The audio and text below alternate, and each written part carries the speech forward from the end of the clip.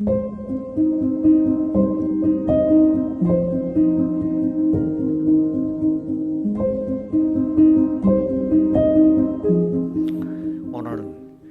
마태복음 마지막으로 되는 종말론 복음에 대한 말씀을 살펴보도록 하겠습니다. 여러분, 신구약 성경이 전체가 31,124절이라고 합니다. 신구약 성경 전체가 31,124절 중에 약 4분의 1에 해당되는 8,352절이 예언에 관한 말씀이라고 합니다. 여러분, 신약 성경인 뿐만 아니라 구약 성경까지 성경 전체에는 하나님의 말씀을 우리에게 기록하고 있는 가운데서 특별히 이 말씀들이 앞으로 이루어질 미래에 대한 예언의 말씀으로 주어지고 있다는 사실입니다. 그래서 성경들을 이제 분석을 해보면 성경들 가운데서 가장 예언이 많은 내용이 에스겔서가 약 65%가 예언이라고 합니다. 그리고 예레미야가 60%, 이사야서가 59%, 요한계시록이 63%, 마태복음이 26%, 누가복음이 22%가 미래에 종말에 되어질 예언이 기록이 됐다고 합니다. 그런데 이렇게 미래에 관한 예언의 말씀들이 그 당시에 위로의 말씀으로 되는 부분들도 있었고, 얼마 후에 이루어진 말씀도 있었고, 아직도 이루어지지 않는 말씀들도 있기 까닭에 이거를 전문적인 성경 연구학자가 종말론이라고 하는 학문을, 단어들을 뽑아가지고 가서 체계적으로 잘 정리를 해준 신학을 종말론 신학이라고 얘기를 합니다. 예를 들어서 에스겔서의 38장 39장에 보면 미래에 있을 아마겟돈 전쟁에 대한 예언이 소개되고 있어요. 그런데 미래에 있을 아마겟돈 전쟁이 미래에 남은 것이 요한계시록에 또다시 반복이 돼서 그거를 다시 한번 우리에게 확인시켜주고 있습니다. 뿐만 아니라 에스겔서 40장부터 48장에는 이스라엘 성전이 무너졌던 성전이 회복이 되고 제사가 다시 회복이 되는 구약시대가 다시 회복될 것을 예언한 내용이 에스겔서 40장부터 50장까지 이루어져 있습니다. 그래서 이 에스겔서 후반부에 있는 40장부터 50장 내용이 이게 과연 예수님께서 운명을 하시면서까지 성전을 붕괴시키고 성전을 무위로 시켰던 성전이 또다시 앞으로 성전이 있을 것인 건가? 여기에 대한 해석은 신학자들이 달리 해석을 여러 가지로 하고 있기 까닭에 이 에스겔서 성경에 대한 해석은 학자들이 굉장히 여러 가지 갈래로 나누어져 있는 것이 현실입니다. 예레미야에게도, 예레미야 저 유명한 31장에 볼 것 같으면은 미래에 예언이라고 하는 우리들의 지금까지 이루어졌던 구약의 모든 계명들이라고 하는 것은 돌판에 새겨진 계명이기 까닭에 없어져 버리고 미래에는 앞으로 마음에 새겨질 새로운 계명이 주어질 것을 예언을 해놓았는데 이것이 바로 이 예레미야 31장 31절 이하에 있는 이 말씀을 근거로 옛날의 계명, 돌로 쓴 계명을 구약이라고 하는 말을 붙였고 신약에 와서 새롭게 말로 이루어진 말씀을 신약이라고 하는 말이 바로 이 예레미야 31장에서 시작이 됐습니다. 그런가 하면 또 이 예레미야의 내용 가운데 보면 이스라엘 민족들이 바벨론에 가서 70년 동안 포로를 하고 돌아올 것을 예언을 해놨는데 이 예언은 예레미야가 죽고 난 다음에 바로 성취가 됐던 내용들이 예레미야 가운데 있습니다. 또 다니엘서 2장부터 8장에 본다고 한다고 하면 바벨론이라고 하는 그 당시 강한 강대국이 멸망이 되고 난다면 바벨론 다음에는 페르시아가 이루어질 것이고 페르시아가 다음에는 헬라가 이루어질 것이고 헬라가 다음에는 로마가 이루어질 것을 미리 예언해 놓은 내용이 다니엘서 2장부터 8장까지 나타나고 있습니다. 그 다음에 다니엘서 9장부터 12장까지는 또 무슨 내용이 나냐면 이스라엘 민족의 미래가 어떻게 전개될 것인가라고 하는 것을 70일이라고 하는 말로서 설명이 되어져 있습니다. 신약 성경도 마찬가지입니다. 요한계시록을 보면 전체가 다 예언인데 제가 요한계시록을 이제 3권을 저술을 했는데 1장부터 5장까지는 교회 시대에 관한 예언을 말씀해 주셨고 6장부터 18장까지는 앞으로 있을 구약 성경에 이루어졌던 수많은 환난에 대한 미래가 대환란이 전 3년 반, 후 3년 반, 7년 동안 이루어질 미래 예언이 요한계시록 6장부터 18장까지의 예언이 되어 있습니다. 그리고 요한계시록에 이제 20장부터 시작해서 천년왕국과 우리가 영원히 갈 수 있는 미래 천국에 대한 예언이 요한계시록에 있기 까닭에 우리는 요한계시록을 보면서 말씀 속에 위로를 받고 용기를 얻을 수 있는 그런 내용을 보게 됩니다. 오늘 마태복음 24장과 25장에는 어떤 내용이 기록되어 있냐고 하면 마치 요한계시록의 축소판처럼 내용을 요약해 놓은 내용이 마태복음 24장, 25장의 내용입니다.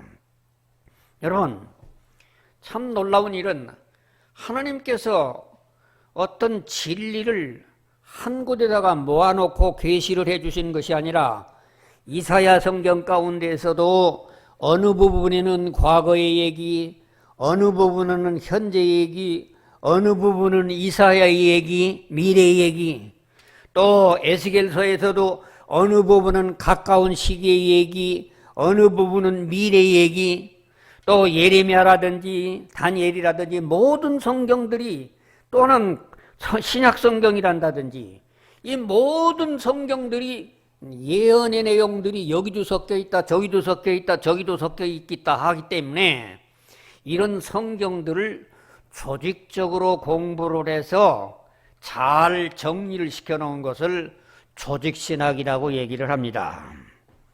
오늘 저는 구약이든 신약이든 진리가 한 곳에만 몰려있는 것이 아닌데 오늘 이 마태복음 24장부터 25장에는 계시록의 축소판이라고 할 수 있을 정도로 예언의 내용이 몰려있기 까닭에 오늘 이 말씀은 우리가 충분히 이해하고 생각해 볼 가치가 있기 까닭에 오늘 24장을 근거로 해서 이제 종말론 복음이라고 하는 말씀을 살펴보려고 합니다.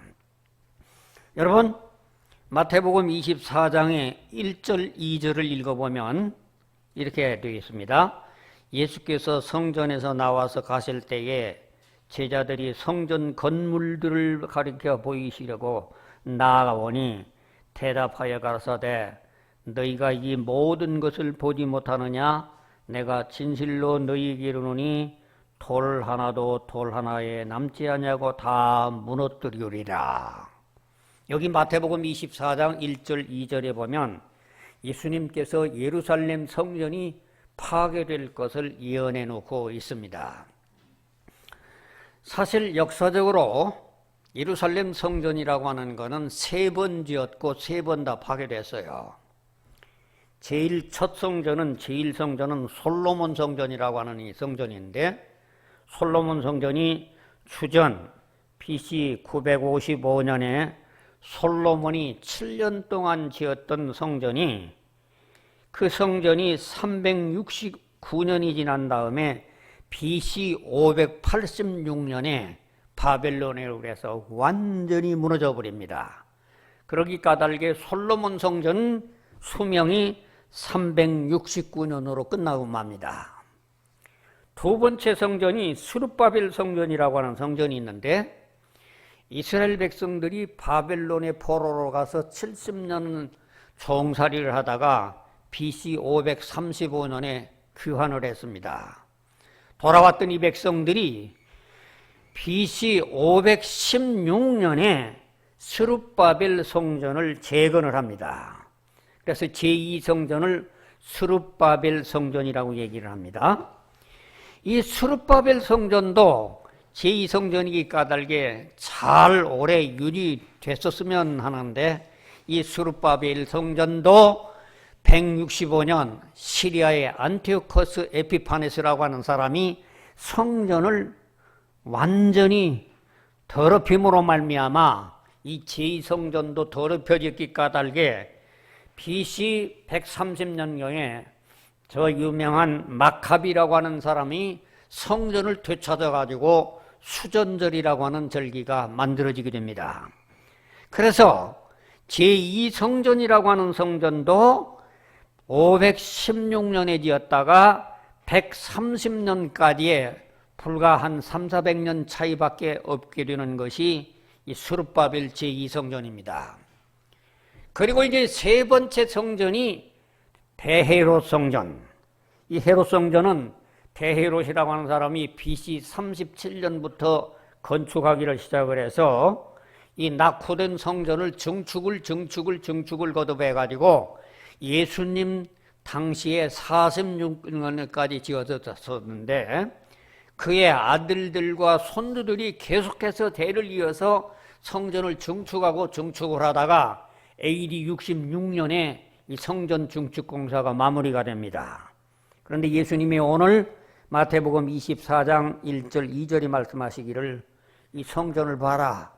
이 성전이 장차 돌 위에 돌 하나도 결코 있을 수가 없다고 하는 예언대로 말씀대로 AD 70년에 이 헤롯 성전이 로마의 티투스 장군에 의해 가지고 정복을 해서 이 모든 성전이 있는 돌들을 다 파헤쳐버리고 예루살렘의 시가지를 완전히 없애버리고 유일하게 남은 것이 통곡의 벽이라고 하는 서쪽 성벽 하나만 남아있기 까닭에 지금도 이스라엘 성지를 간다고 하면 통곡의 벽에 가서 틈자구에 자기 기도문을 적어놓고 눈물을 흘리는 그런 역사가 지금까지 반복이 되고 있습니다. 그렇기 때문에 이 성전이 최초에 있는 솔로몬 성전도 무너졌죠. 제2의 스룹바벨 성전도 무너졌죠. 제3의 헤롯 성전도 무너졌죠. 여러분, 성전이 정말 하나님께서 필요하시고 인류 구원을 위해서 필요한 성전이라고 하면 왜 이렇게 성전을 거듭 파괴를 할까? 오늘 우리는 이 성전이라고 하는 말이 오늘 우리들에게 잘못되어 있는데, 그런데 여러분이 성전이 그렇게 무너진 걸로만 끝나는 것이 아닙니다. AD 691년에 바로 옛날 솔로몬 성전이 졌던 그 성전 터 위에다가 황금사원이라고 하는 이슬람들이 거대한 지금 황금사원을 지어놨어요. 제가 현지를 가보고 나서 얼마나 참 방대한지, 이 돔은 완전히 금 두께를 가지고 가서 10cm, 몇 cm, 2cm 정도의 두께를 가지고 가서 이 완전히 2cm 두께를 가지고 와서 돔을 만들었다고 하는 그 거대한 황금 사원을 만들어 놨는데, 바로 이 성전터가, 이슬람 성전터가 뭐냐고 하면은 바로 이 솔로몬의 성전터라는 얘기입니다. 그래서 지금도 유태인들은 뭐 어떻게 얘기를 하냐고 하면 691년부터 지어냈던 황금 사원이 지금까지도 있는데, 유대교들은 성전을 회복하겠다는 겁니다. 그래서 유대교들은 열심히 성전 회복 운동을 하기 위해서 모금 운동을 하고, 전 세계에 있는 유대인들이 돈을 모아가지고 가서 앞으로 우리가 성전을 회복하자. 근데 성전을 회복하면 어디다 성전을 회복할 겁니까? 그 옛날 솔로몬 성전에는 무엇이 있냐고 하면 이슬람 사원이 있는데, 그럼 이슬람하고 붙어야 된다는 얘기입니다. 유대교가. 여러분, 전 세계에 기독교 다음에 제일 많은 사람들이 이슬람이에요. 이슬람 사람들은 메디나, 메카, 예루살렘 세 곳이 3대 성지로 믿고 있는 사람들이에요. 그래서 예루살렘 성전은 마호멧이 거기서 부활했다고 믿는 곳인데, 그거를 유대교가 돈을 가지고 와서 그 성전을 파괴해버리고 거기다 성전을 짓는다? 이건 3차 대전이 일어날 수 있는 어마어마한 얘기입니다.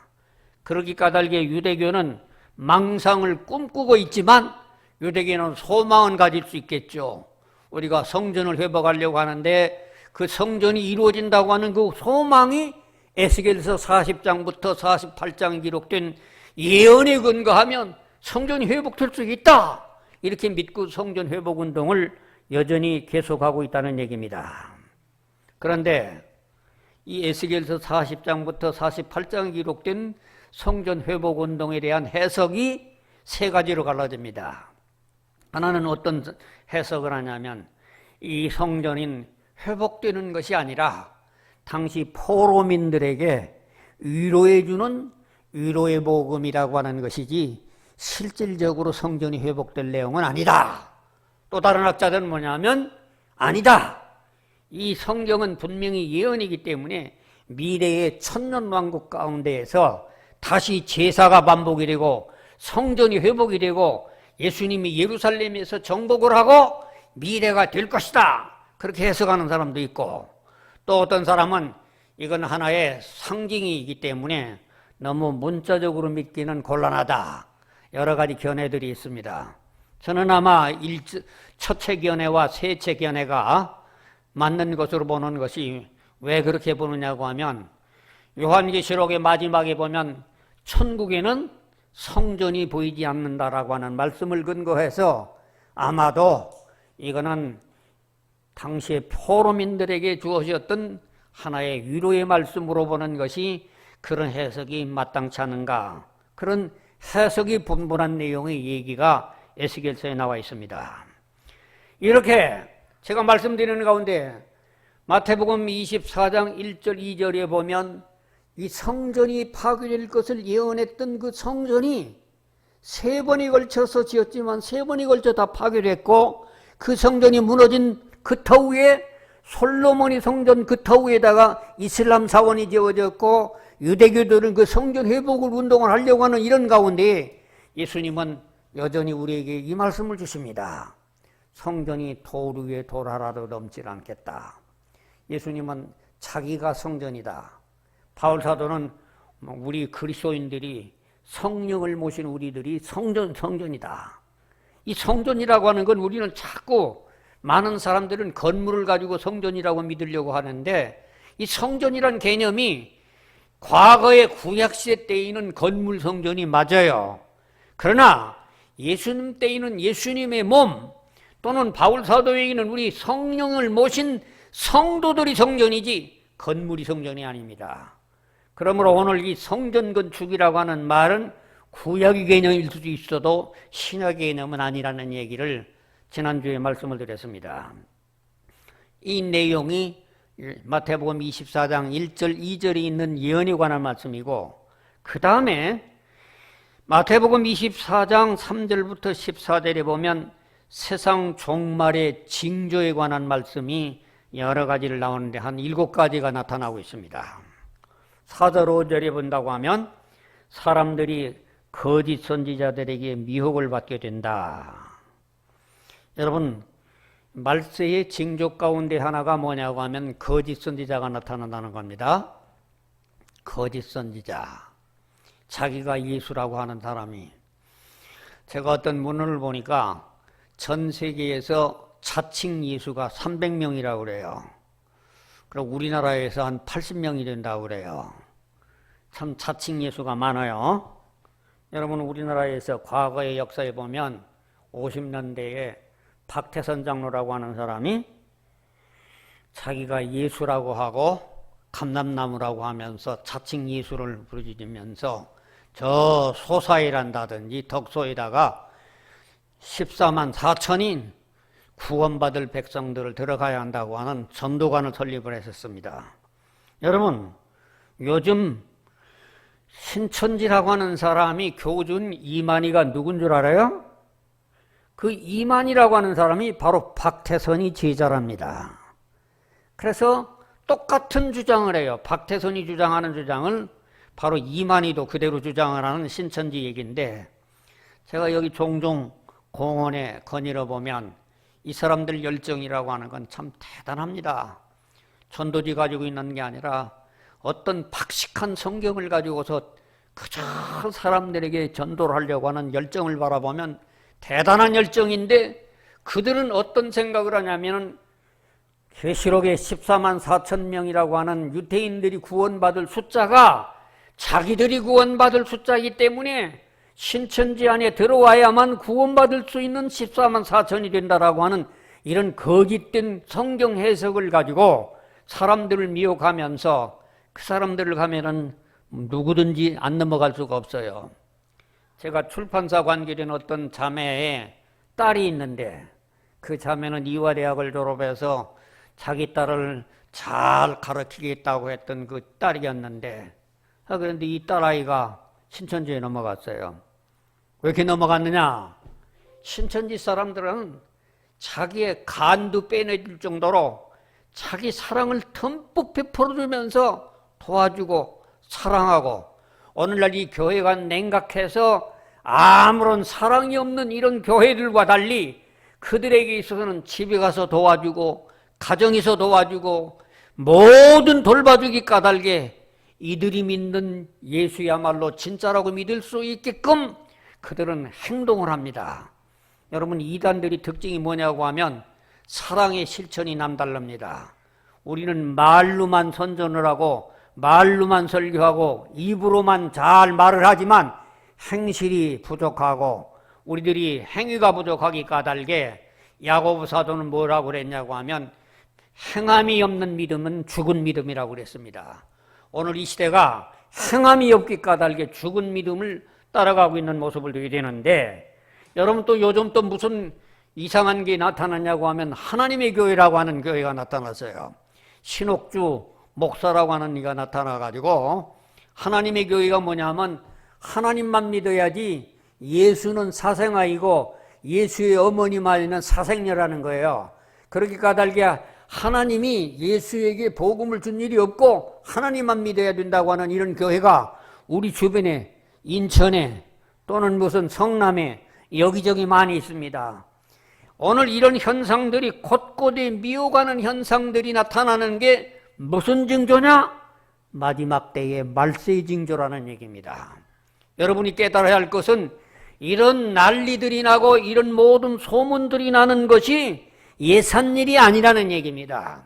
이것은 예수님이 오실 수 있는 그때가 됐다라고 하는 징조가, 말세의 징조로 우리들에게 말씀하시기를 거짓 선지자가 일어나서 사람들을 할 수만 있으면 미혹하는 시대가, 이게 예수님이 오실 마지막 때의 징조의 첫 징조라는 얘기입니다. 또 무슨 두 번째 6절에 보면은 난리와 난리의 소문이 계속된다고 그랬어요. 여러분, 오늘 우리는 이 전쟁의 공포에 대해서 얼마나 심각하게 우리는 살고 있습니까? 북한에서 김정은이가 맘만 잘못하면은 저 제주도까지 날아가는 그런 이제는 폭탄을 만들어 가지고 와서, 언제 우리는 이렇게 폭탄을 안고 살아가는데 전 세계 사람들이 참 한국 사람들, 남한 사람들 이상하게 생각하는 거예요. 왜냐하면 이 폭탄을 이고 사는데도 전혀 걱정하지 않냐고 70년 동안 그렇게 까닭에 또 설마 또 폭탄을 내보내랴 마음 놓고 살아가는데, 정말 이건 뭔가 예수님의 말씀대로 난리와 난리의 소문들이 계속되는데도 이렇게 태연하게 살아가는 것은 뭔가 잘못된 신앙생활로 우리가 살아가는 자세가 아닌가, 그런 생각이 듭니다. 여러분, 우리는 난리의 소문을 들을 때 우리는 정신을 바짝 차리고 들어야 되겠습니다. 또 7절에 보면은 민족이 민족을, 나라가 나라를 대적한다. 여러분, 이 말씀 우리가 한번 이 세계 역사를 가지고 잘 생각을 해봐요. 민족이 민족을, 나라가 나라를 대결한다. 여러분, 제가 하는 상식으로 국제정세를 얘기한다면 남한과 북한이 한 민족이 70년을 서로 죽이려고 대결을 하고 있죠. 그뿐이에요. 이후 중국이라고 하는 나라는 중공과 대만이라고 하는 거 서로 죽이려고 지금 대결을 하고 있죠. 또 그뿐입니까? 인도에서는 힌두교와 이슬람간이 같은 민족이 대결을 하고 있죠. 중동에는 아랍족들이 시아파와 수니파로 대결을 하고 있죠. 잉글랜드와 아일랜드가 서로 죽일 듯이 원수시하고 있죠. 미국에는 백인과 흑인이 대결을 하고 있죠. 러시아가 우크라이나와 같이 지금 대결을 하고 있죠.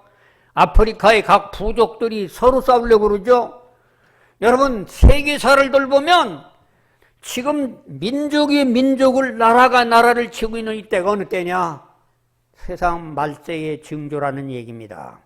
여러분, 이런 현상을 우리가 생각을 하면 그냥 스쳐 넘어갈 내용이 아니라, 이런 현실을 바라보면 오늘 우리가 이 세상이 마지막 때가 됐다. 또 여러분, 기근과 지진이 생기겠다. 여러분, 이번에 우리 벌어지고 있는 이 터키에 벌어지고 있는 지진 잘 얘기하시지 않습니까?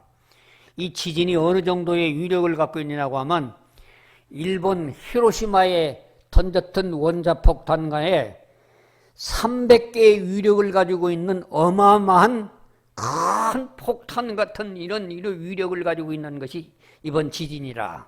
이번 지진에 몇만 명이 죽는지는 모르겠습니다만은, 여러분, 이런 지진과 기근이 계속 일어나는 징조가 뭐냐? 이게 예산 일이 아닙니다. 이게 바로 말세의 징조라는 얘기입니다. 또 그리스도인에 대한 증오가 있다. 여러분, 예수 믿는 사람들이 얼마나 많은 미움을 받는지 몰라요. 또 서로 잡아주고 서로 미워한다. 서로 지금 교인들 간에 얼마나 많이 미워하는지 몰라요.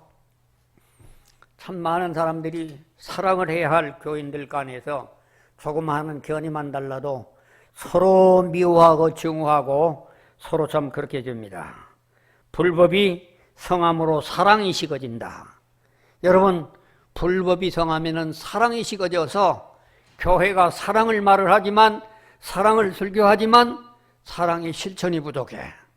그러기 까닭에 이런 모든 징조가 7가지를 얘기를 하시는 이 주님의 말씀 속에 보면 지금 이 시대야말로 정말 예수님께서 오셨을 때가 가깝게 됐다. 그러면서 예수님이 말씀하시기를 무화과 나무 잎이 연해지면은 때가 된 줄로 알아라. 이 성경 해석을 어떤 사람들은 이렇게 얘기해요. 무화과 잎이 연해지고 때가 가까워졌다는 얘기는 이스라엘 민족이 다시 독립한 때이기 때문에 1948년 이후에 이스라엘이 독립해서 2000년 동안 나라 없던 나라가 탄생된 이것은 마지막 때의 징조라고 이렇게 이해를 하는 사람도 있었습니다. 그런데 이런 모든 징조를 우리는 그냥 읽지를 말고 마태복음 24장에 있는 구구절절이 있는 모든 말씀을 우리는 현실에 적용시킬 수 있도록 오늘 우리들이 이 말씀이 우리가 다시 한번 새롭게 깨달아질 수 있도록 되기를 바랍니다. 그 다음에 세 번째, 대환란의 참혹한 상태가 마태복음 24장 15절부터 28절까지의 내용이 기록이 되어 있습니다. 마태복음 24장 15절부터 28장에 보면 대환란을 얘기를 하고 있는데, 이 대환란은 계시록 6장부터 18장까지의 전반 3년 반, 후반 3년 반으로 계속될 7년 대환란이 계시록에 나와 있는 내용입니다. 또 이 마태복음 24장 29절부터 31절 요 절은 우리 한번 읽어보았으면 좋겠어요. 마태복음 24장 29절 31절까지 마태복음 24장 29절부터 31절까지 그날 환난 후에 즉시 해가 어두워지며 달이 빛을 내지 아니하며 별들이 하늘에서 떨어지며 하늘의 권능들이 흔들리리라. 그때에 인자의 징조가 하늘에서 보이겠고 그때에 땅의 모든 족속들이 통곡하며 그들이 인자가 구름을 타고 능력과 큰 영광으로 오는 것을 보리라. 여러분, 이 말씀이 뭔 내용입니까? 이 환난 후에 해가 어두워지고 빛을 잃어버린다는 얘기가 요한계시록 6장 이하에 나와 있는 내용입니다. 이 대환란에 관한 얘기. 그뿐만 아니라 그때에 이 징조가 나타나서 하늘에서 징조가 보일 뿐만 아니라 땅의 모든 족속들이 통곡할 때에 인자가 구름을 타고 공중에서 오신다. 여기 이 말씀 가운데에서 29절 31절 보면은 인자가 구름 타고 오실 수 있는 미래를 이 성경이 분명히 예언해 놨어요. 예수님 예언입니다. 예언이. 근데 바울 사도도 데살로니가전서 4장 13절부터 16절에 장차에 우리 주님이 공중으로 강림하실 때에 이 용어가 분명하게 있습니다. 예수님이 아기 예수로 오셨을 때는 초림, 예수님이 공중으로 다시 올 때는 강림, 예수님이 지상에 오실 때에는 재림, 초림, 강림, 재림이 다 각각 다릅니다. 그런데 여기 분명히 구름 타고 공중으로 오시는 강림 때에는 어떤 현상이 생기느냐? 인자가 구름을 타고 능력과 큰 영광으로 오는 것을 볼 수 있을 것이다. 이 말을 데살로니가전서 4장 13절부터 17절까지는 휴거라고 하는 말로 성님이 얘기를 합니다. 다시 말하면 오늘 예수 영접한 사람들이 언젠가 주님이 갑작스럽게 도적같이 공중에 오실 때에 예수 영접한 사람만이 갑자기 부활체의 몸으로 입어서 공중으로 하늘로 들림을 받는다는 얘기가 휴거의 진리를 얘기를 합니다. 그런데 이 휴거의 진리가 찬송가에도 여기저기 많이 기록이 되어 있어요. 아마 여러분들 찬송가 있으면 찬송가 있는 가운데에서 174장을 보면 대속하신 구주께서 구름 타고 오실 때 천만 성도 주를 따르네. 이 찬송가 174장 가운데 예수님께서 구름 타고 오신다고 하는 내용을 찬송은 불러요. 또 찬송가 177장에 보면 천년왕국 이를 때 주의 신부 공중으로 올라가겠네. 또 180장에 보면 천지진동할 때에 예수 영광 중에 구름 타시고 천사도를 세계 만든 모든 곳에 보내어 구원받은 백성들을 모으리. 나팔 불 때 나의 이름, 나팔 불 때 나의 이름, 주의 이름 찬미하겠네. 찬송은 부르는데 한국교회가 공중 강림에 대한 찬송은 부르는데 휴거는 안 믿어요. 이거 기가 막힌 사실입니다. 강림에 대한 성경의 진리가 찬송에도 나올 뿐만 아니라 성경에도 나오는데 이런 예수님이 공중으로 강림하실 때에 성도들이 휴거된다고 하는 휴거의 진리는 믿지를 않는 것이 이게 개약신학자들이 무천년으로 만들어서 천년왕국이 없다라고 하는 그 신학의 영향으로 성경의 진리, 찬송의 진리를 완전히 무시해버리고 살아가는 이런 현실이 되어버렸어요. 참으로 안타까운 내용의 얘기입니다. 오늘 우리는 천년왕국이라고 하는 말씀이 요한계시록 20장에 분명히 6번이나 반복된 대로 있는 기록이라면 우리는 있는 것으로 믿고 천년왕국을 준비를 하고 거기 가기 위해서는 먼저 오늘 이 말씀 가운데에서 뭘 하라고 그러냐면은 준비를 하라고 해서 준비를 무슨 준비를 하라고 그랬냐고 하면 이 마태복음의 마지막 가운데에서 그날과 그때는 인자도 모르고 천사도 모르니까 늘 준비를 해라. 이 말씀은 제가 여러분에게 좀 설명 좀 해야 될 것 같아요. 우리 마태복음 24장 36절 있는 말씀을 한번 읽어보겠습니다. 다 같이 마태복음 24장 36절 다 같이 시작. 그러나 그날과 그때는 아무도 모르나니 하늘의 천사들도 아들도 모르고 오직 아버지만 아시느니라. 이게 무슨 말씀이에요? 예수님도 그렇게 공중으로 강림하실 수 있는 날이 언제냐? 그걸 모른다는 거예요, 예수님이. 그걸 또 누구도 모르냐? 천사들도 모른다는 얘기예요. 이게 무슨 내용의 얘기인가? 예수님이 성부, 성자, 성령으로 삼위일체 같은 하나님이신데 왜 하나님의 비밀을 모르실 건가? 여기에 대한 해명을 에베소서 1장 3절부터 14절에 있는 말씀을 가지고 해답을 주고 있습니다. 성경 안 찾아봐도 에베소서 1장 3절부터 14절에 보면 성삼위 하나님께서 각각 하시는 역할이 어떻게 다른가 찾아볼까요? 야, 우리 한번 찾아봅시다. 에베소서 1장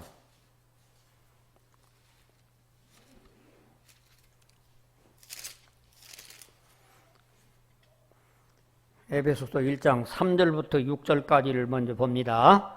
다 같이 합독합니다.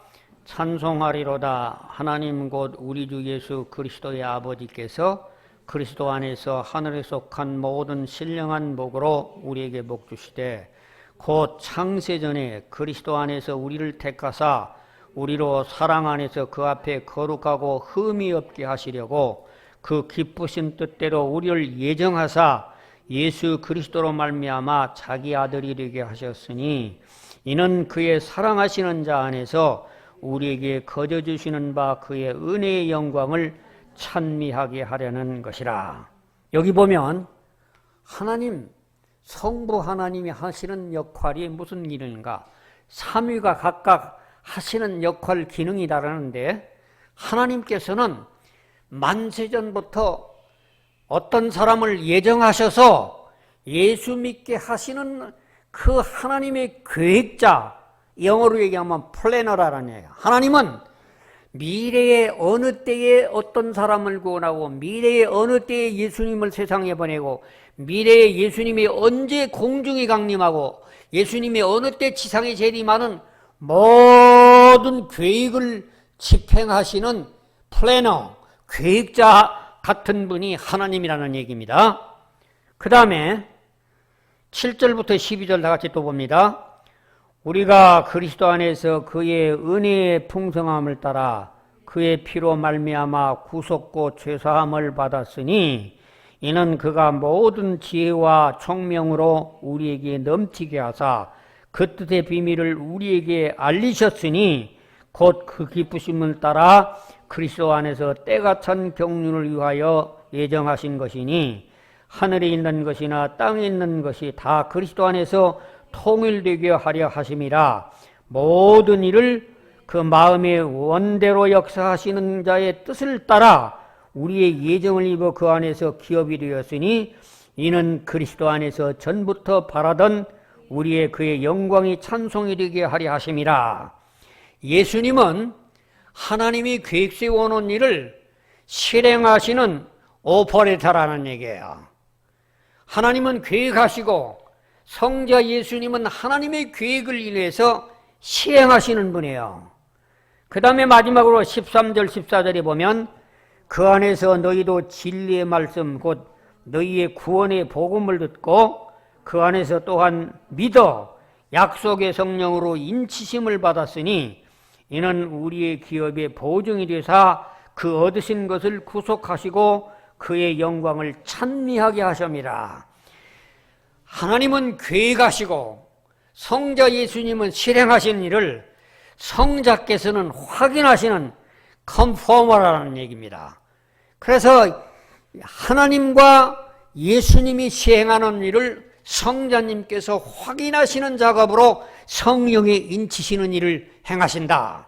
이 말씀을 우리가 이제 이해를 하신다고 하면 예수님께서 천사도 모르고 인자도 모르고 아버지만 아신다 하는 말씀은 무슨 의미냐고 하면 장차 예수님께서 공중으로 오실 그 계획은 나는 시행만 하는 것뿐이고 그 계획을 맡으신 분은 아버지이기 때문에 나는 그 분야에 대해서는 모르고 있다.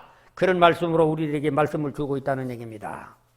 그러면서 예수님께서 때가 나도 모르고 천사도 모르니 어떻게 해야 되느냐? 너희들은 평소에 준비를 잘 해야 된다 하는 얘기를 37절부터 25장까지로 여러 가지 비유를 들어 얘기를 하죠. 노아 홍수 때의 얘기를 합니다. 여러분, 노아라고 하는 분이 하나님의 복음을 듣고 이제는 120년 동안 배를 짓습니다. 배 짓는 모든 뱃사공단은 인건비를 받아가면서 좋아하면서 저늙으니 뻘건 대낮에 무슨 홍수가 온다고 저 미치광으로 이렇게 방주를 지어? 조롱했겠죠. 120년 동안. 그러나 한결같이 하나님의 말씀을 붙잡고 매달렸던 이 노아의 홍수의 비결, 여러분 우리가 깨달아야 됩니다. 예수님이라고 하는 분은 우리가 온다 여러 말이 있었지만은 어느 때 오느냐? 평소에 우리가 얼마나 주님 오실 것을 준비하고 있는 사람들을 맞을 수 있는 것이지, 그저 방심하고 종말은 미래에 있기 때문에 뭐 차의 여유가 있다고 생각하는 사람들 가운데에는 졸제 임할 때에는 도저히 주님을 맞이할 수 없는 얘기를, 여러 가지 얘기를 비교하죠.